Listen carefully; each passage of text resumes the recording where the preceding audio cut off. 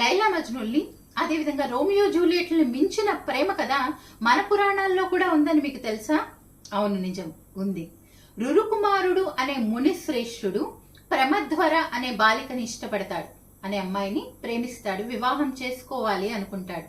ఆమె స్థూలకేశుడు అనే ముని యొక్క పెంపుడు కూతురు.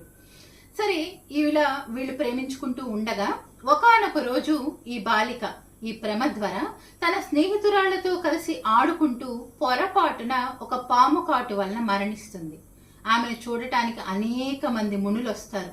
వాళ్లతో పాటుగా రురుకుమారుడు కూడా వస్తాడు. తనకి ప్రాణాతి ప్రాణమైనటువంటి ప్రమధ్వరని అటువంటి పరిస్థితుల్లో చూడలేక అక్కడి నుంచి పరిగెత్తుకుంటూ అడవిలోకి వెళ్లిపోయి పెద్ద పెట్టున ఏడుస్తూ ఉంటాడు రురుకుమారుడు. దేవతల్ని సంబోధిస్తూ, ఓ దేవతలారా, ఓ మునీశ్వరులారా, ఇప్పటి వరకు నేను చేసిన తప ఫలితాన్ని, వేదాధ్యయన ఫలితాన్ని, మంచి కర్మల ఫలితాన్ని అంతటినీ కూడా మీకు దారబోసేస్తా. మీలో ఎవరైనా సరే నా ప్రమధ్వరని బతికించరా అని అనేక విధాలుగా రోధిస్తూ ఉంటారు. అతడి బాధ చూసి దేవతలు కూడా కరిగి ఆకాశవాణి రూపంలో పలుకుతారు. ఏమంటారంటే, ఓ రురుకుమారా, ఎవరికైనా సరే పుట్టిన ప్రతి ఒక్కళ్ళకి మరణం తథ్యం, అది తప్పదు. అయితే నీ ప్రమధ్వర విషయంలో ఒక ఉపాయం ఉంది. అదేంటంటే, నీ ఆయువులో సగభాగం గనక ఆమెకి ధార పోస్తే ఆమె బతుకుతుంది అని చెప్తారు.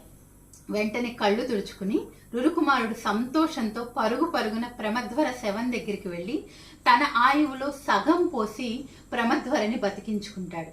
వాళ్ళు వివాహం చేసుకుని చాలా కాలం సంతోషంగా కూడా ఉంటారు.